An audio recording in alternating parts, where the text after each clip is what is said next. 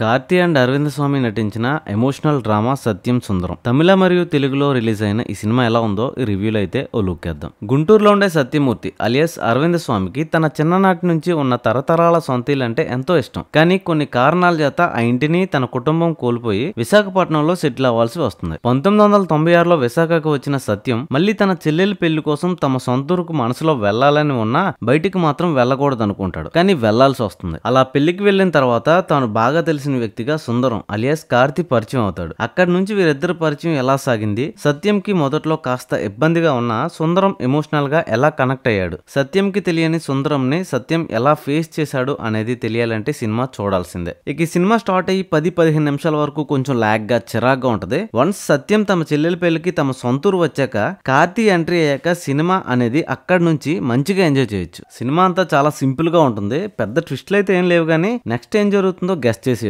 Arvind Swamy and Karthi acting super అని చెప్పొచ్చు. Especially ఒకానొక టైంలో కార్తీ క్యారెక్టర్ నాకు చంటి సినిమాలో వెంకటేష్ గుర్తొచ్చాడు. ఆ పెళ్లి సీక్వెన్స్ లో అంటే నాకు గుర్తొచ్చాడు అనుకోండి. పెళ్లి స్టేజ్ మీద చెల్లెలు క్యారెక్టర్ చేసిన ఆర్టిస్ట్ ది నాకైతే ఓవర్ యాక్షన్ లా అనిపించింది. ప్లస్ లాగ్ గా కూడా ఉంది. టెక్నికల్ గా కెమెరా అండ్ లైటింగ్ వర్క్స్ బాగున్నాయి. ప్రతి ఫ్రేమ్ చాలా నేచురల్ గా కనిపిస్తాయి. ప్రొడక్షన్ వాల్యూస్ బాగున్నాయి. అడల్ట్ కంటెంట్ లేదు. ఫ్యామిలీతో హ్యాపీగా చూడొచ్చు. సినిమా కథ అంతా మన చుట్టూ జరుగుతున్నట్లు నేచురల్ గా ఉంటది. ఇంకా చెప్పాలంటే చాలానే ఉన్నాయి కానీ అవన్నీ నేను చెప్తే బాగోదు. థియేటర్కి వెళ్లి చూస్తే మీరే ఎంజాయ్ చేస్తారు. అది కూడా సత్యం మరియు సుందరం క్యారెక్టర్స్ కి కనెక్ట్ అయితేనే, లేదంటే చిరాకు పుట్టొచ్చు. సో ఇదన్నమాట సంగతి. మరిన్ని అప్డేట్స్ కోసం సబ్స్క్రైబ్ కొట్టు మావా.